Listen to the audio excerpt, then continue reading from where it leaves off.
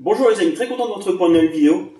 Alors, comme les nouveautés Nerf tardent à sortir, on devrait en avoir au moins deux pour le mois d'août. Le Nerf Infinus, qui a l'air vraiment sympa, et un Nerf Mega avec des fléchettes Accustrack, le Thunderhawk. Donc vu que ça fait un moment qu'on n'a pas eu de nouveautés Nerf à vous présenter, j'ai pas eu de nouveautés à vous présenter, et que vous me demandez de faire des présentations de Nerf, j'ai décidé de présenter aujourd'hui un ancêtre, un vieux Nerf qui se fait plus en neuf, mais que je trouve très sympa.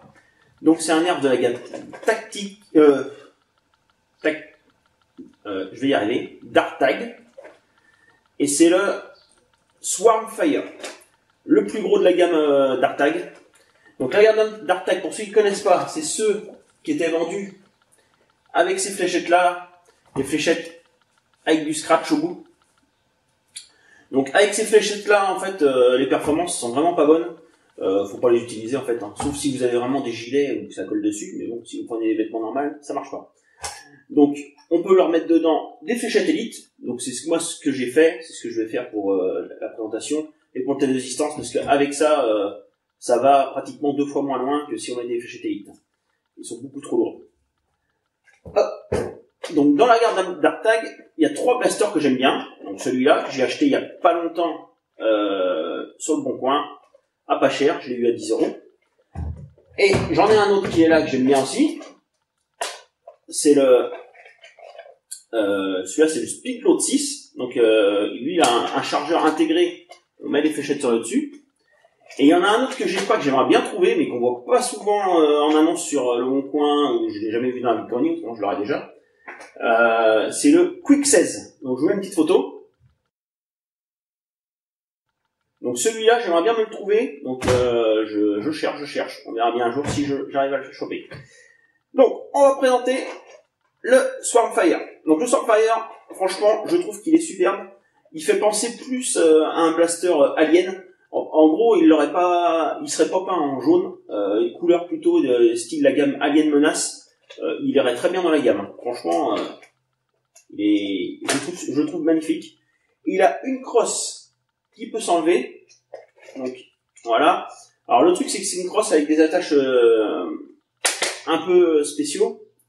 Donc on peut pas lui rajouter des crosses de Nerf Modulus ou même de Nerf Elite. C'est obligatoirement cette crosse là sans crosse. Donc si vous voulez jouer plus compact sans crosse, vous pouvez comme ça. Je le trouve bien aussi, hein. Mais on va lui mettre sa crosse. Voilà. Donc sa particularité, il est électrique et il fonctionne avec 6 piles. Donc je vais vous montrer l'emplacement des piles. Elle est juste là.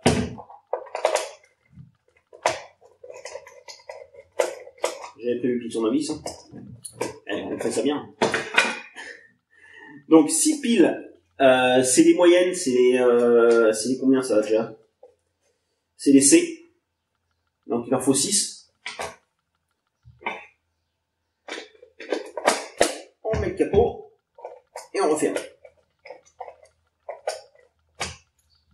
Donc comment il fonctionne? Il a un barillet 20 fléchettes.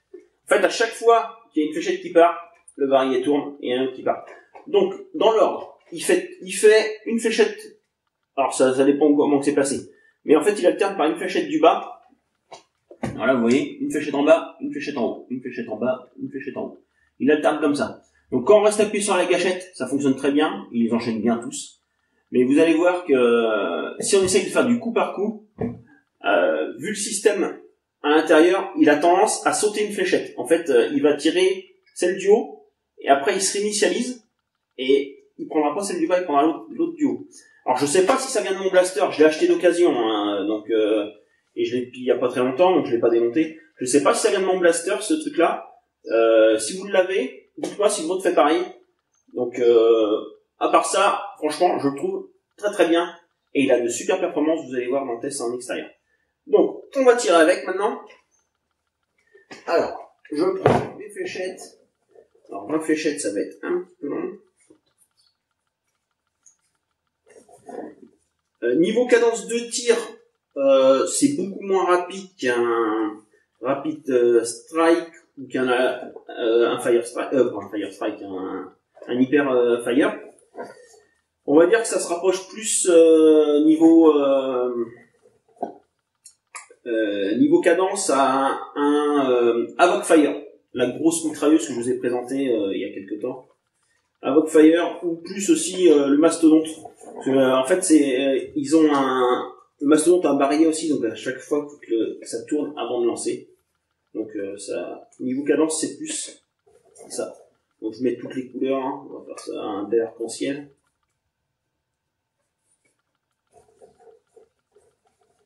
Il m'en reste 2.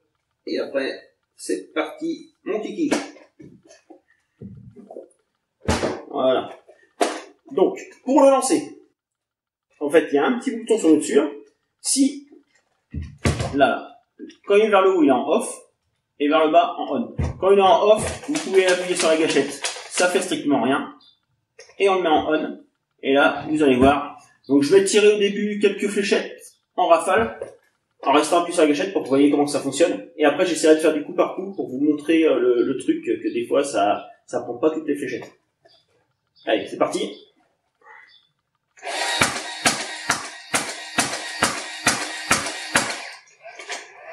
Donc, vous voyez là, nickel. Maintenant, on va essayer de faire du coup par coup. Déjà, le coup par coup est pas évident à faire. Vous allez voir, parce que alors ce système-là, il n'a pas de moteur qui tourne et qui propulse les fléchettes. C'est en fait un sort qui est compressé. Le moteur compresse leur sort, il leur lâche. Paf, compresse, leur lâche. Comme je vous disais, comme la Havoc Fire. Donc c'est les anciens systèmes. Et le Stampede. Le Stampede, je ne l'ai jamais fait.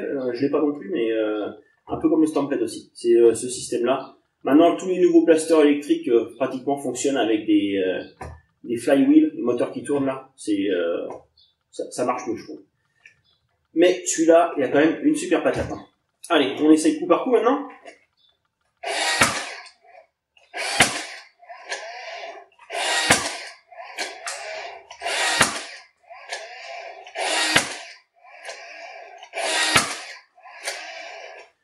Donc, voilà, c'est bien ce que je disais.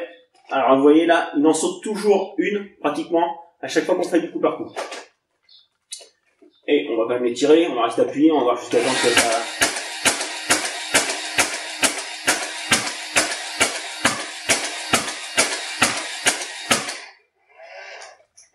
Voilà. Donc, dites-moi dans les commentaires si le vôtre fait exactement pareil, si vous l'avez. Allez, maintenant, place au test de distance. C'est parti pour le test de distance. Donc je vais tirer les 20 fléchettes à la suite en restant appuyé sur la gâchette. Ça change rien sur celui-là. Qu'on fasse coup par coup, qu'on enchaîne tout, ce sera les mêmes performances. Donc c'est parti. J'ai oublié de le mettre en route. On appuie sur le petit bouton qui est dessus là.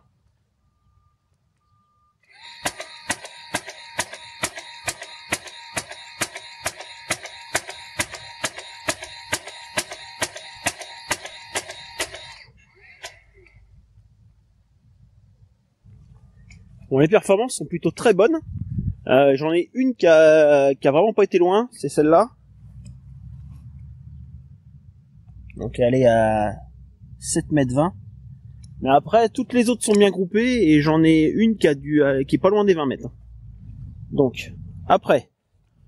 Donc j'en ai 3 pratiquement à la même distance là. Donc ça fait du 11,40 m. Ensuite, j'en ai 3 autres ici et 4 même là-bas qui sont à la même distance à 13 mètres. Après, j'en ai une là, je sais pas si vous voyez, blanche dans les fleurs blanches, qui est à 14 mètres. J'en ai 2 blanches à 15 mètres 40. Et ensuite 4. Alors il y en a 2 là, 2 de ce côté-là là. Plus 2 juste à mes pieds. Qui sont à 16 mètres 40. Et là plus loin, elle est là. Et là ça nous fait du... Attendez, le mètre il a bougé. Ça nous fait du 19 mètres 20. Donc c'est vraiment bien comme performance.